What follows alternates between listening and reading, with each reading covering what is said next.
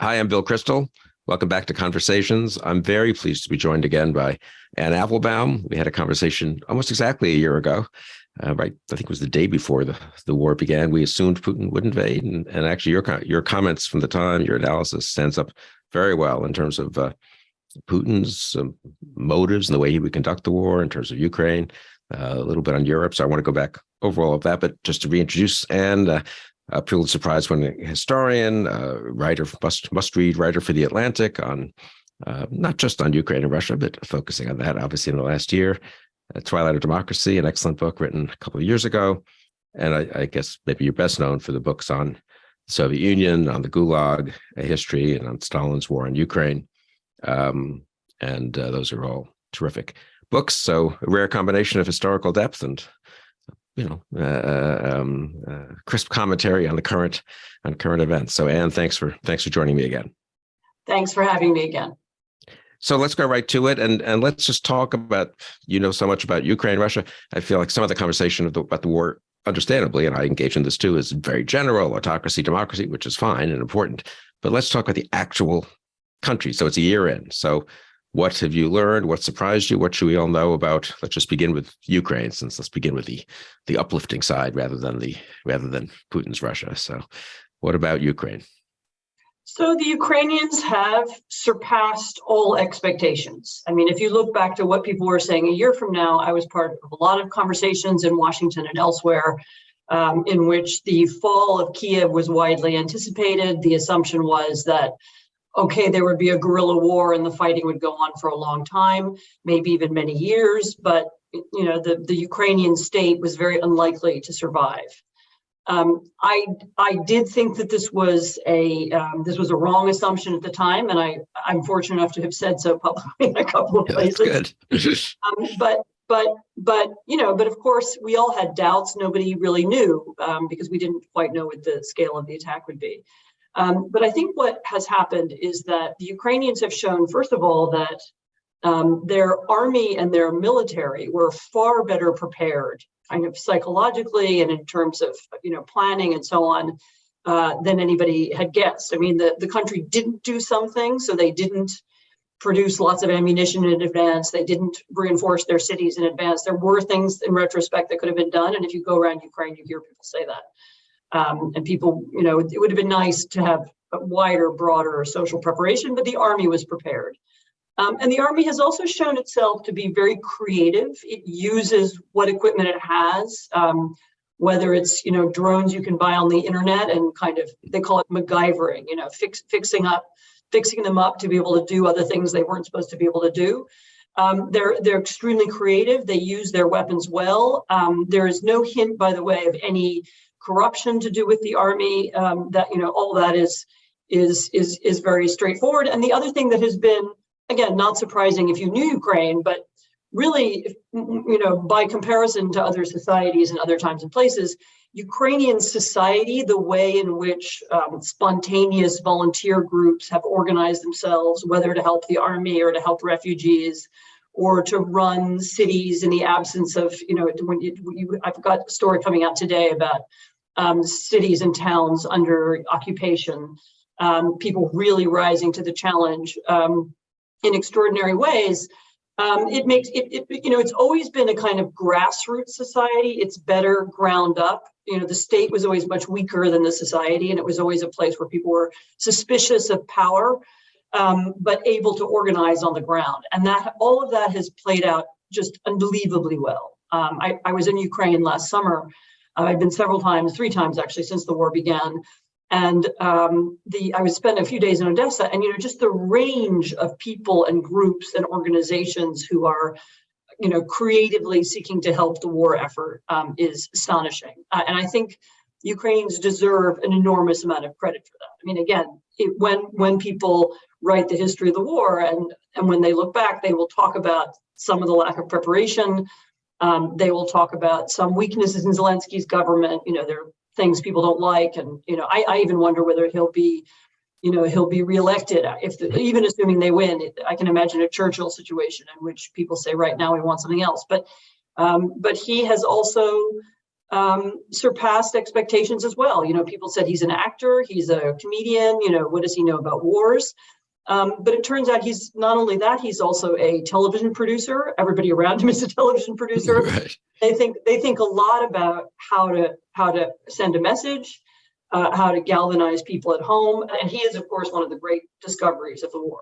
Yeah, no, I mean, you mentioned Churchill. I do feel like in our lifetime, this is the closest we've seen to a sort of Britain 1940 situation, both in terms of leadership and in terms of the public behaving with really impressive and admirable courage and determination, but also calmness and resolution. And it's really something to see. And you were, a year ago when we talked, you said that people had underestimated the sort of democratic and liberal development and development of civil society in Ukraine, especially from 2014 on. But I mean, say a word about that. I mean, I think you saw, I guess I had this sort of rather conventional view that I obviously, God knows, I wish them well. And it was all for helping them as much as we could. But I also had read about the corruption and the problems and the oligarchs, all the election, the hopes of 2014 having been dashed in some respect. But that was a deeper transformation than I think I realized.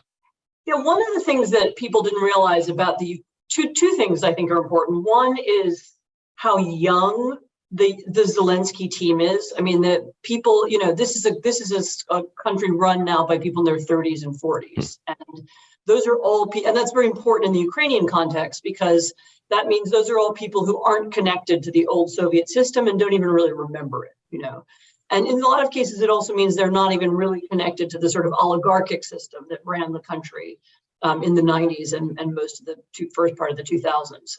So there was a kind of generational change. And the other thing that turned out to be important was Ukraine has pretty active local democracy. So kind of local mayors and locally elected politicians are authentic. I mean, they're not appointed by somebody. These elections aren't fake, they're real people. And that also turned out to matter a lot. So local mayors in occupied zones were able to do things for people and help them, and they felt an obligation to them, and they had actual real authority because they were elected, and all of that turned out to matter a lot. And then, as I said, Zelensky's ability to communicate was another piece of the story. Every night now he does a national broadcast. It's very short. It's 5 minutes. He does it in his cell phone. And so sort of no production values, no lighting, no TV studio, just like his little phone, and he speaks into the phone. And of course, speaking into the phone, and by the way he's dressed as a member of the Ukrainian Territorial Army. So like an average soldier, not like a general. And all of that is, on the one hand, staged in that they think about it, we want to look authentic, and he wants to look like a normal person. I'm a normal person who's accidentally found himself in this extraordinary situation. And on the other hand, it works because it's true, So it's not just fake authenticity; it's real. I mean, he really is a normal person who found himself in this situation. And so what that means is that lots of people identify. So ordinary people who are in the Territorial Army, or they're helping out, even not at the front line, but helping with food distribution or something, they can all empathize with him, and he's speaking to them. And that turned out to be, an aspect of his presidency and of the society that was probably, much stronger than anyone expected. Yeah, it's such an amazing demonstration of democratic, small d leadership, to speak to the people every night and I guess pretty candidly give them updates and acknowledge that there's been terrible things have happened, and there have been some places that things haven't gone quite as they've made some mistakes. Yeah. Yeah, I mean, that's a pretty, so say a word about that. I mean, I'm really struck by that, the depth of liberalism or democratic values, or both, I suppose, in Ukraine, obviously side by side with a very deep nationalism and a defense of their country, the fatherland, the motherland. But again, it reminds me of 1940 and the degree to which Churchill, both, if you read those speeches, appeals to, of course, the great history of Britain, and this could be our finest hour and so forth, but also very explicitly that we are the defense of freedom. Without us, we're looking at a new dark age, and so forth. And I feel like that, again, a very unusual moment to see those two come together so dramatically.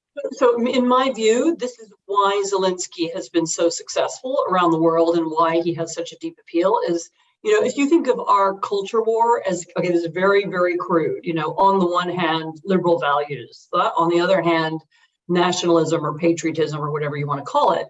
What he does is a patriotic, nationalistic defense of liberal values. And that's why he can, appeal to a wide part of the political spectrum, not just in the US, but all across Europe, because people can identify with that. And it's a thing that people have felt to be missing. And I think that's the source of it. And it also works because it's true. I mean, his government and his administration is not ethnically Ukrainian and doesn't have an attachment to ethnic nationalism.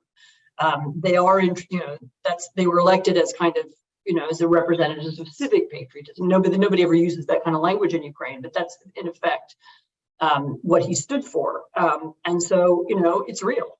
Yeah, it's so interesting and inspiring, really. I mean, anything else? You've been there 3 times since the war began. You talk to people there all the time. You read so much more than the rest of us do from Ukraine itself. And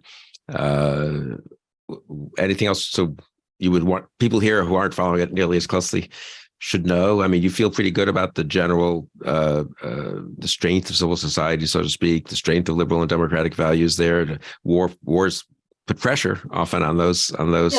I feel strongly about those things. I feel one aspect of the story that hasn't been fully understood, and I just wrote this today. In fact, I haven't even had time to look. It should be up on the Atlantic website within a few minutes. Today is February 14th for those who will be watching this a little later. But yeah, by the time you hear it, it'll definitely be online. I've written together with a Ukrainian journalist and some of her colleagues a piece about what happened in the occupied territories. And we can write this now because some of them have been liberated. And I think that and maybe this leads us to the discussion of Russia, but I think that the nature of what has happened there, the arrests, the torture in every single liberated town, there's a torture chamber. In every single liberated town, children are missing. The rounding up of children, separating them from their parents, sending them to Russia. The arrests of small town mayors and local councilors, the kinds of people we were just talking about, the arrests of volunteers, people who organize these volunteer organizations. The nature of the occupation is horrific and cruel in a way that we've genuinely not seen in Europe since 1945. And of course, for me, actually 1945 might even be the wrong year to use, because for me, what it reminds me the most of is what the Red Army did when it occupied Central Europe in 44, 45, 46, 47. It's the same kind of, decapitate society, do mass arrests, send people to prison, and try and reshape the society. And the level of cruelty and violence that is being used there. I mean, forget the war zones. I'm not even talking about places where people are, being bombarded. And, the pictures you see on TV are mostly war zones. What you aren't seeing is what's happening in occupied Ukraine. And that is and it's important to understand that, because when we start talking about how the war is going to end, and whether the Ukrainians can trade territory away or not, and maybe they can, and we can talk about that in a minute if you want. It's not, the issue isn't the territory or the land. The issue is what has happened to people in those places and what is going on now. Everybody in Ukraine knows this, but I don't know that the outside world understands this story. We are talking about concentration camps, mass murder, torture, arrests, torment of children, all inflicted on these zones of occupation. And that is and the level of the crime and the knowledge of it is I think only just beginning right now to seep out of Ukraine.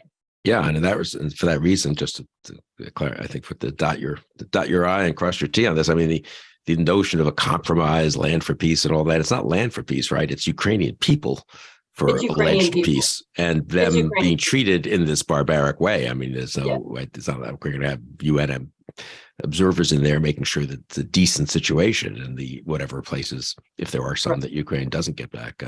Well, what about Russia? I mean, you've written so much about it, and you of all people probably aren't surprised in a way by that this is what Putin's Russia has come to, or were you surprised? Are you surprised?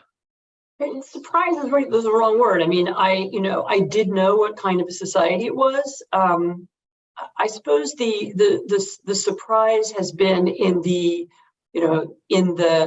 well, again, is that really surprising? I was about to say the lack of reaction at the highest levels of society. So one of the functions of Russian propaganda, and one of the ways it works inside the country, is that it's designed to make people apathetic. So, Russians don't have public opinion in the way we think of it. They don't have views like I'm right wing or I'm left wing or I think this or I think that. And I can engage in a public argument with someone on social media about it. It doesn't work like that. There's an official view.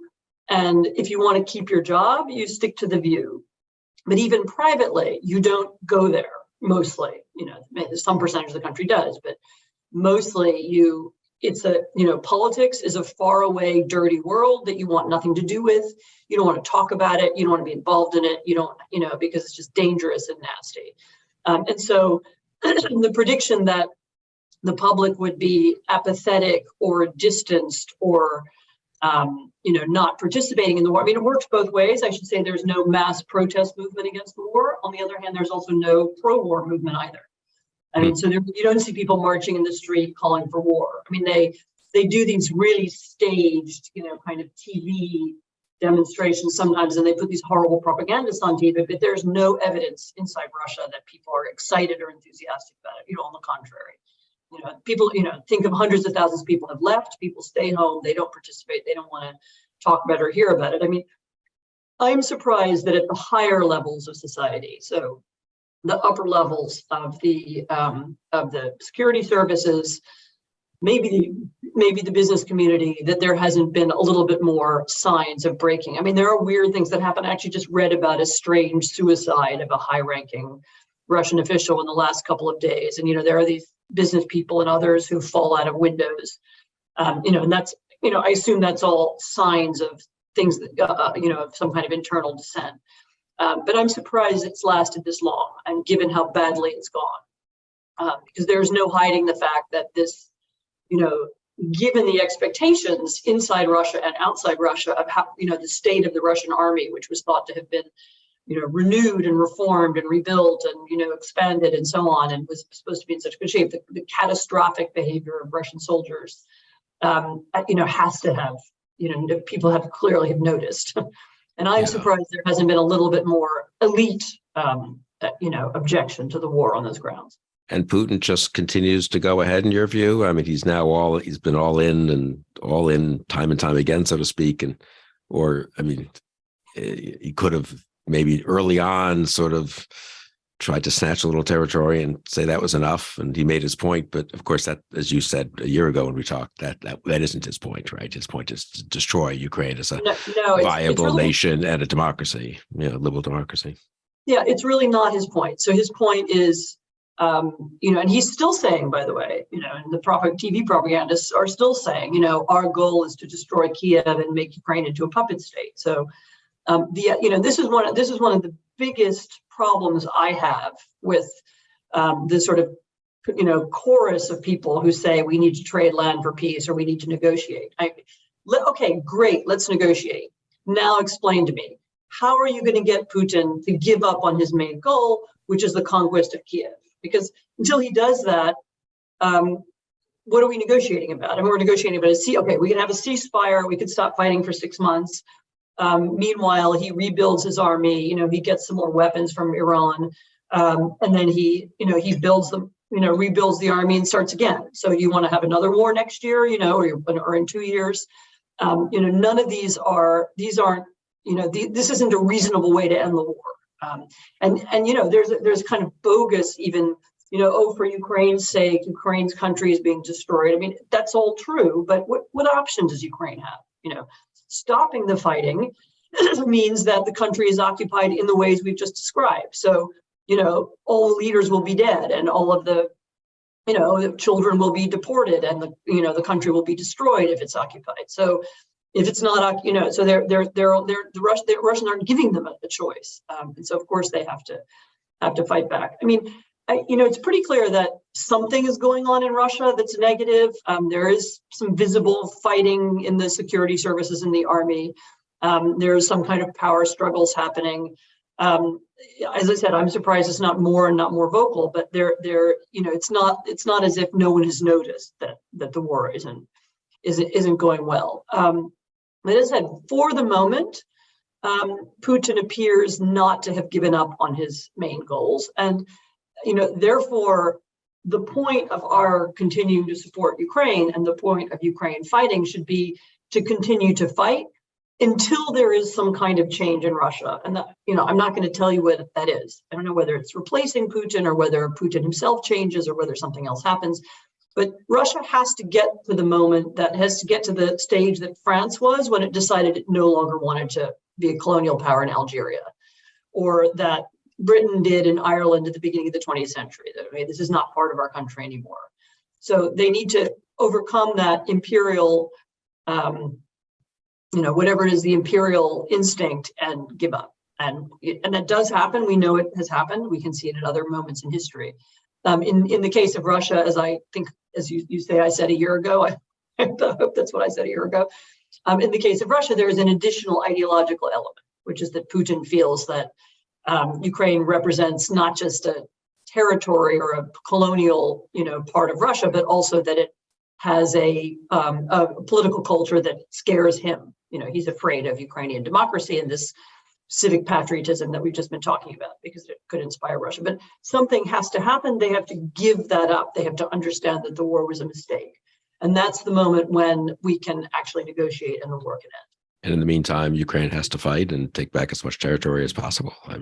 Yeah, and it's through taking back territory and through winning the war that we will get to a moment where a negotiation is possible, and we have not reached that yet. And there, and anybody who comes up with a formula now, I'm almost sick of being asked this.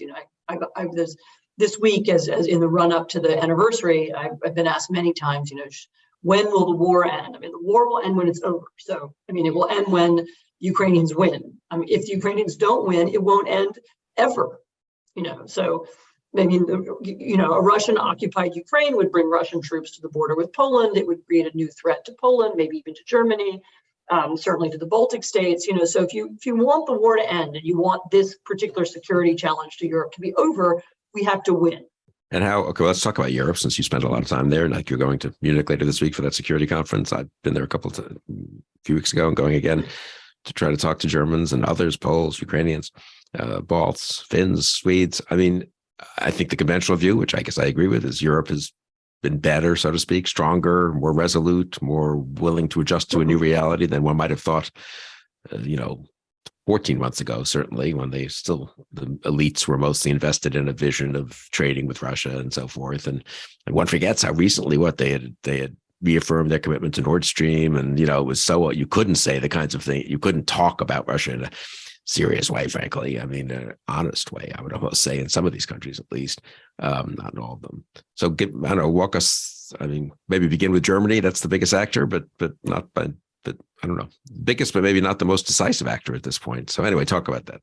Germany, I feel, since we have some, we don't have to do sound bites here. I think it's very important to be nuanced. Okay, so Germany, on the one hand, has genuinely overcome, decades of a dedication to pacifism and a horror of any kind of war involvement in a European war.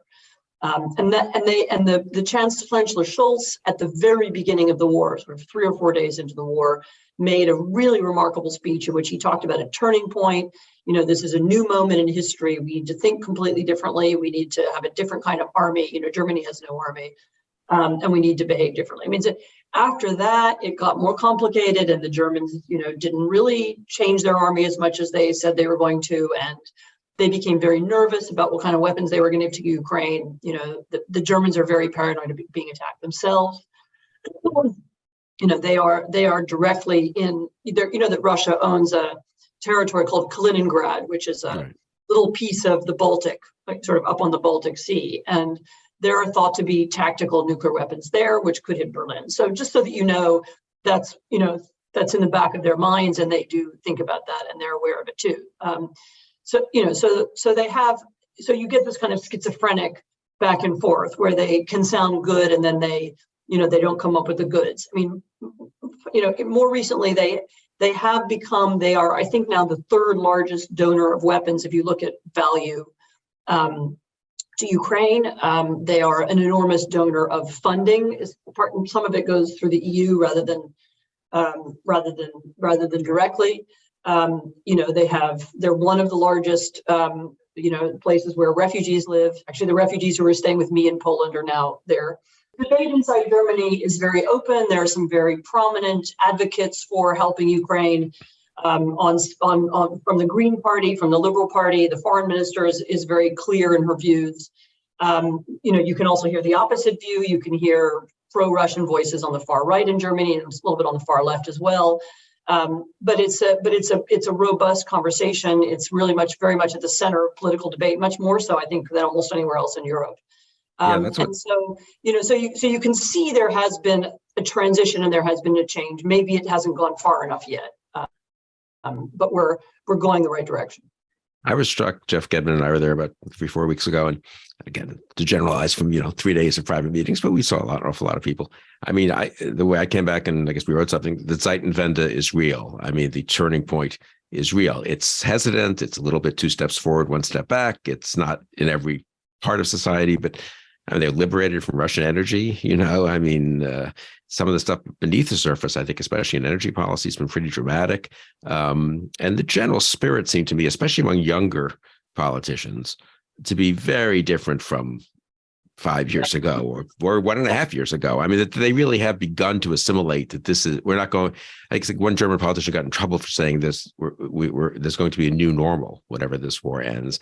And she was sort of, oh, no, that's too dramatic. But in fact, no one there thinks they can go back to the old normal, I think. And that is striking. No, I mean, actually, the decision to cut off, Russian gas supplies and to liberate themselves from that and really recreate their energy system in that period of time is extraordinary. I mean, almost no other country could have done that. And there's even some anger in Europe that the Germans were, they put so much money into it and they were less helpful maybe to others who have also an energy crisis. But they did it, and it's a pretty spectacular change. And remember, this is a change not just from the past few years, but the German dependence on Russian energy goes back to the 1970s. So it's a very, very old relationship.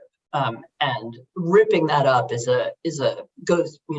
destroys a lot of assumptions about German industry and so on. So there's been in that sense a pretty big change. Someone I was talking to a German yesterday who said he thought one thing the Germans have partway down the road to thinking through, but not really, is the relationship with their neighbors and the allies. That, I mean, Germany is used to being with France, the engine of Europe, and there are these other little countries that come along and help out or don't help out, or they bully them to do things, or they save them from themselves in the case of the Southern European countries. And to be fair, they have done, from a certain point of view, it's pretty amazing what Germany has pulled off with the European project in the EU. But I do think they're only a little bit down the road in thinking through the relationship with Poland, with Ukraine itself in the future, with the Balts, the Nordics. I mean, and one thing we were encouraged to do, just to give you like a concrete example, there was to bring a lot more people from those countries into these small meetings we're doing in Berlin, because even though they talk, of course, at the government to government level all the time, and to some degree at the think tank to think tank levels,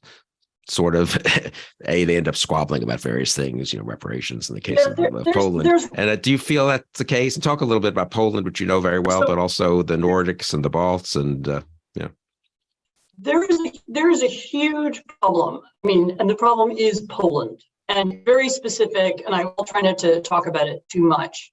Poland should be right now, I don't know, already officially part of the triumvirate that runs Europe. Poland, Germany, France. Poland has, that has also an enormous source of weapons, training, and other, equipment going into Ukraine.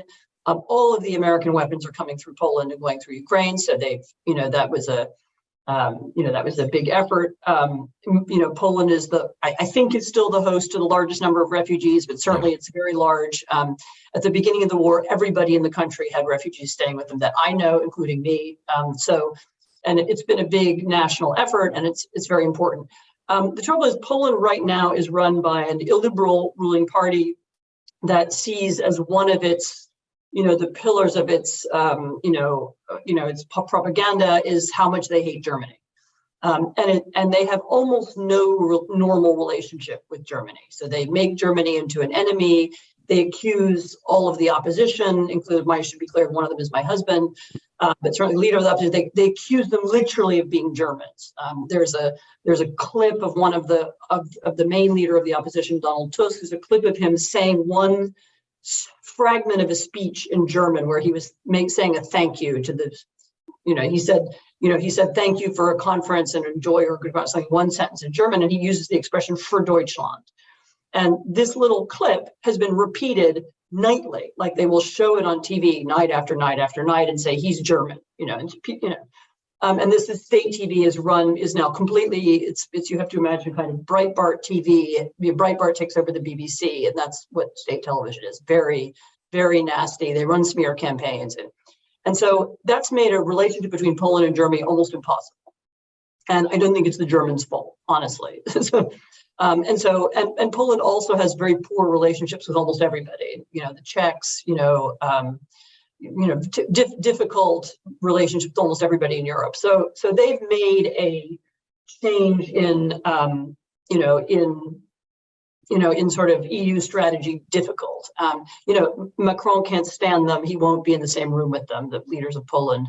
Every time they see each other, there's some kind of scandal or somebody says something insulting. So they've made it difficult for this to be, normal. And they've also, I think the Poles, this particular ruling party, has done a lot of damage even to Ukraine. People look at Ukraine and they say, are they going to become another Poland? Are we going to have another headache like these people?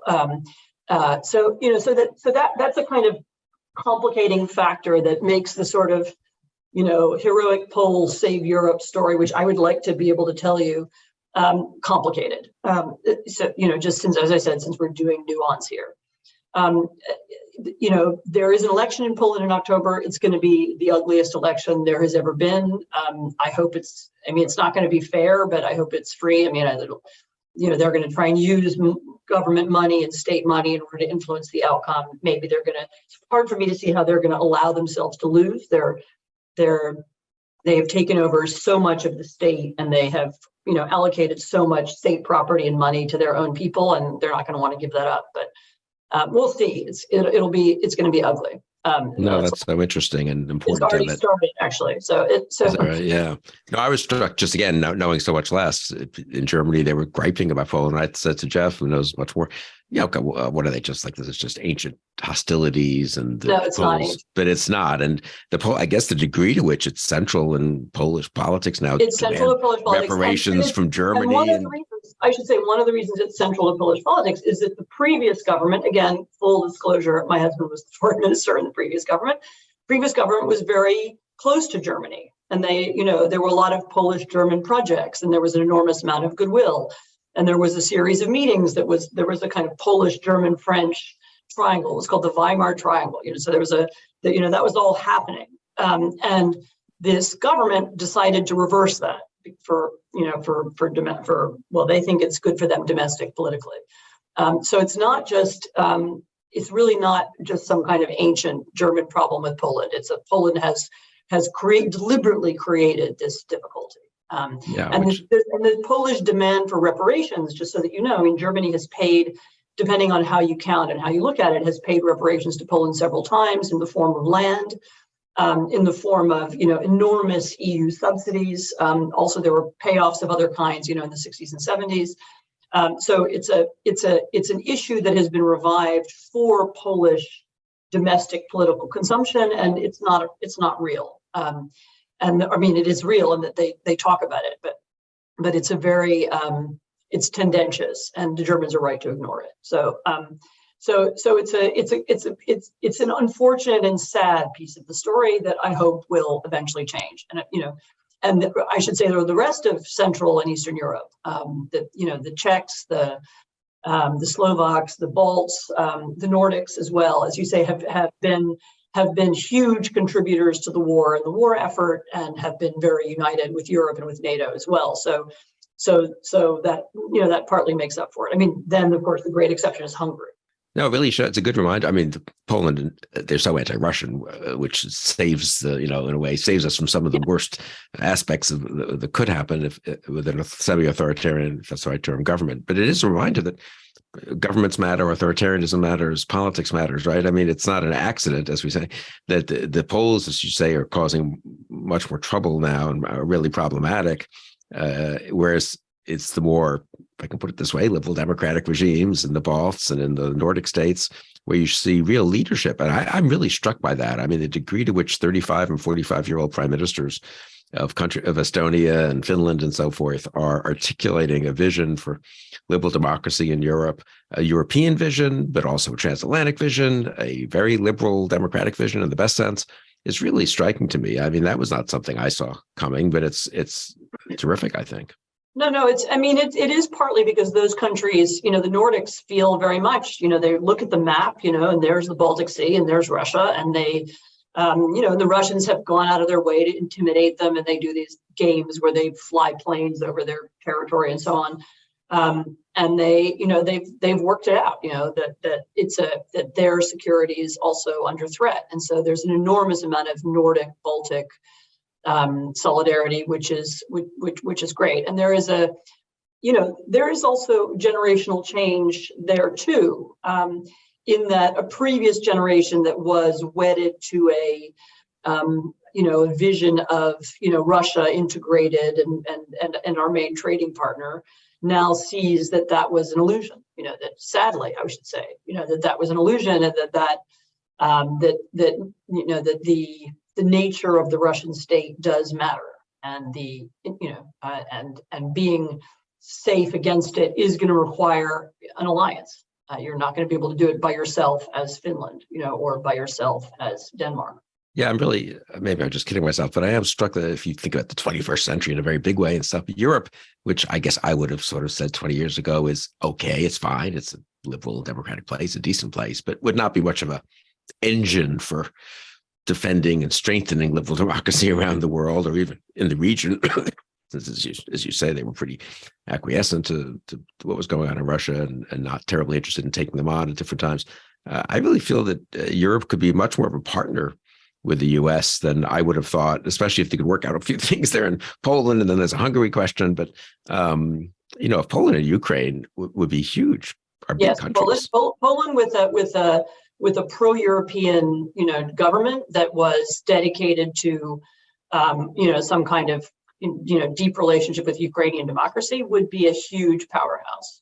And Ukraine too itself, right? That's a big country. Ukraine itself, Ukraine, everything depends on how the war ends and when it ends and so on. So I'm not going to make predictions, but, if following a victory, Ukraine would be one of the most creative, open societies in Europe. They would have just won a huge war. They would, they've shown themselves in all kinds of areas, cyber, military technology, ingenious and inventive, and they have, they're literally creating new ways to fight and new ways to think about self-defense. They're going to be a really interesting place to invest, and an interesting place to be connected to. As I said, much depends on how the war ends and when, but I hope that it is the case. Yeah, so much depends on the actual outcome of the war. One can't overlook that, right? It's sort of I mean, there's a way in which all these social scientists say, well, the war, that's just like a weird variable, but we're going to talk about these deeper forces. But, the war matters. What about the U.S.? I mean, when we talked, it was Biden had done a very good job, I thought we all thought, in the run up to the war in terms of making, explaining what Putin was going to do and being quite forward leaning on that. But it was unclear, I think, 2 months after not 2 months, 6 months after the Afghanistan withdrawal and so forth, where the Biden administration would be and where the U.S. public would be, for that matter. What's your 1 year in judgment on that?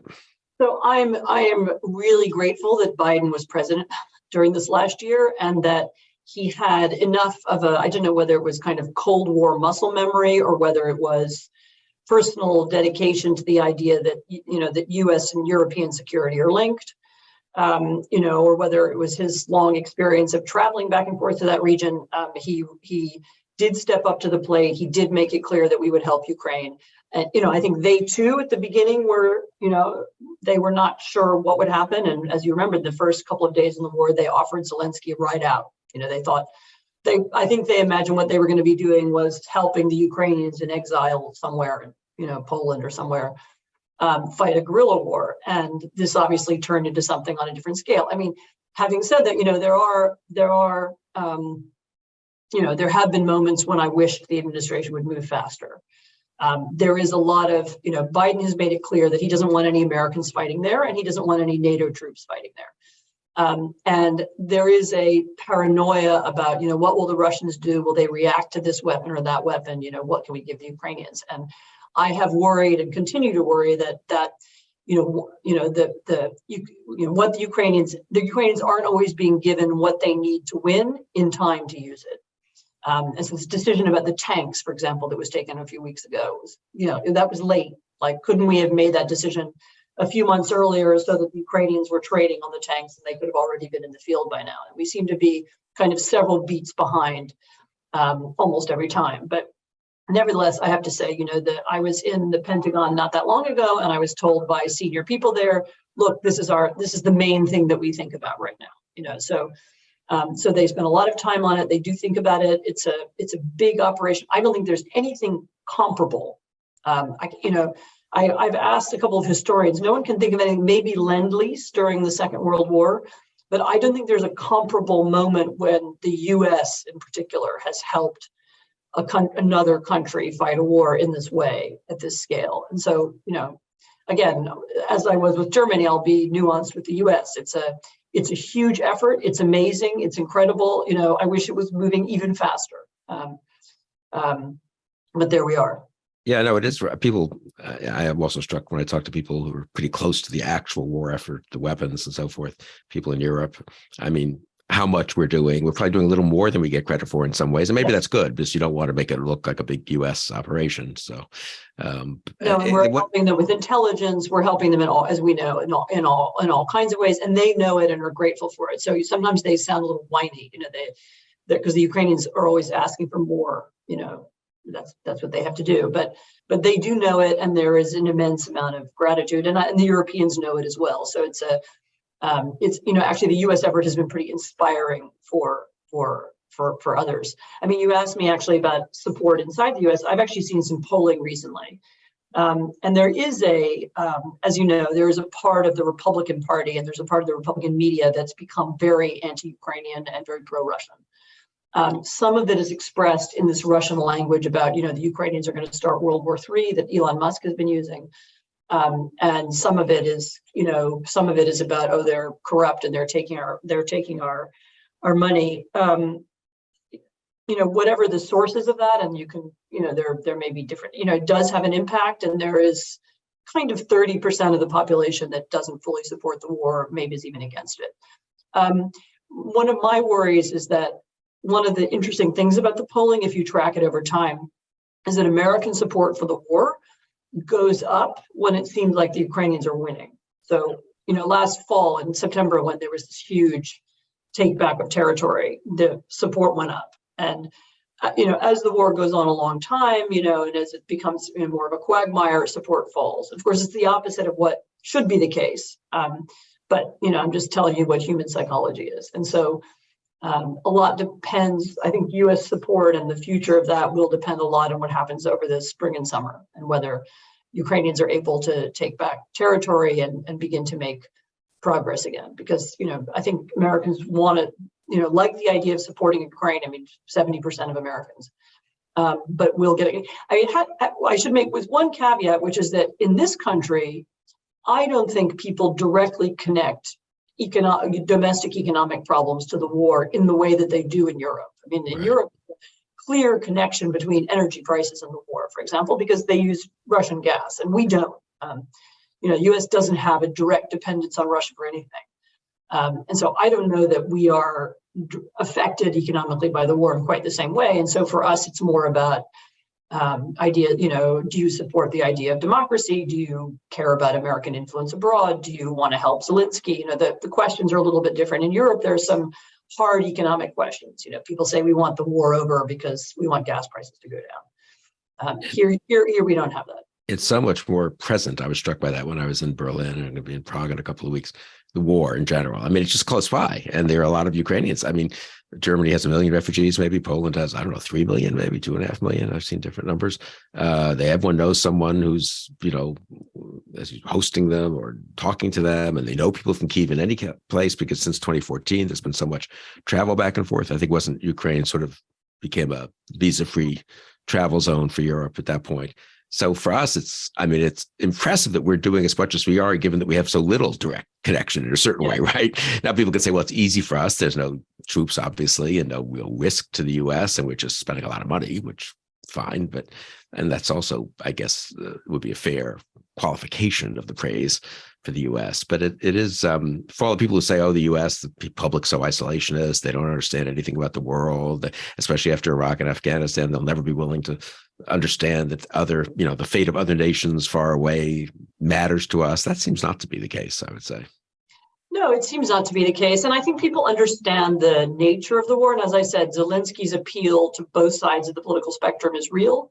And people understand that it was an unprovoked invasion. And those who've read enough into it to understand, as I said, what's happening on those occupied territories, understand why it is that we need to help the Ukrainians. Remember, what the Russians are doing is not only attacking Ukraine. This isn't just about Ukraine. They're also attacking a whole set of ideas and principles and norms. They're attacking the idea of human rights. They're attacking the idea of, laws of war. They're attacking the UN Convention on Genocide. What they're attempting to do is show that all of these things that were part of the world the U.S. Helped build, after 1945 and 1989, they're trying to show that all of it's bullshit. They're trying to undermine all that. And I think there are a lot of people who intuitively understand that. I mean, Putin, not a terribly sympathetic figure to most people.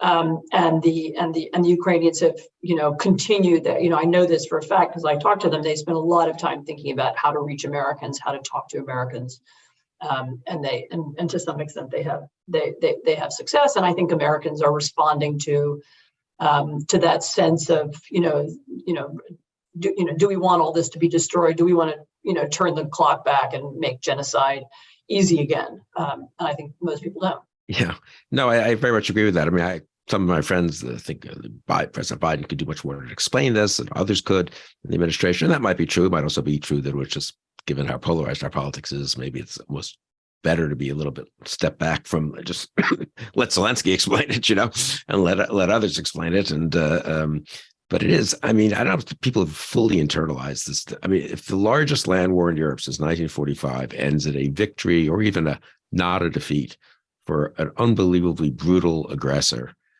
who seeks to destroy a neighboring nation and, as you say, commit war crimes right and left and so forth. I mean, I don't know if people fully understand what that would mean for the next 5, 10, 25 years, around the world, incidentally, not just in the rest of Europe. I wrote this recently because I tried to think through, okay, what if we hadn't helped them? What if we didn't, we weren't there? What would happen? Well, we'd have, if the Russians win, we have troops on the border with Poland. We have a direct threat to NATO. We have, they're within, a few days driving distance of Berlin. As they were before. So remember that Putin has in his head a memory of a Soviet empire that included East Berlin. And so for him, that's very, very reasonable. We have an emboldened China, which looks at this and says, right, the Americans lost in Europe. That's their sort of home territory. They're definitely not going to do anything in Asia. So we have a China that's emboldened to, to take Taiwan or invade Taiwan. You would have, literally autocracies all over the world saying, right, America's out, America's given up, we don't have to pay any attention to them anymore.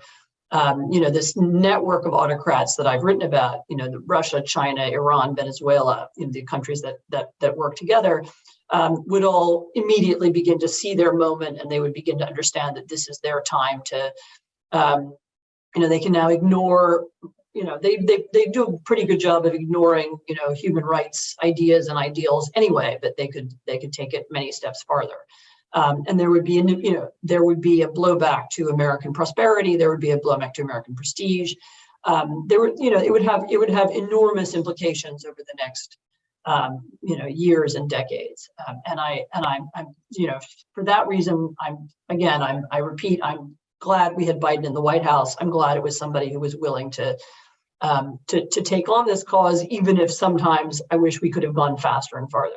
Yeah, and I think it would strengthen very much, incidentally, the Hungaries of the pro-Orban type sentiments in other countries. Of course.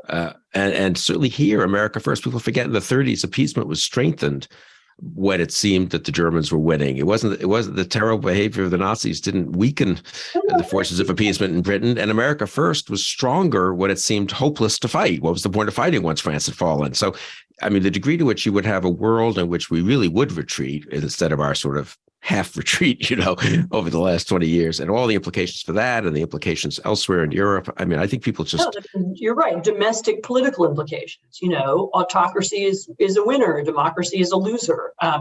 That would have an echo in our own voting and our own political patterns. I mean, I now think more and more, that we underestimate the degree to which the Cold War, at the time we thought of sort of America's in the Cold War for Europe, right? We're doing this for others, it's our selfless. And, America in the Cold War was also helping to defend American democracy. By putting democracy at the center of our foreign policy, by making that part of the national self-definition of who we were, we may have protected our own political system much more than we think, or certainly than we thought at the time.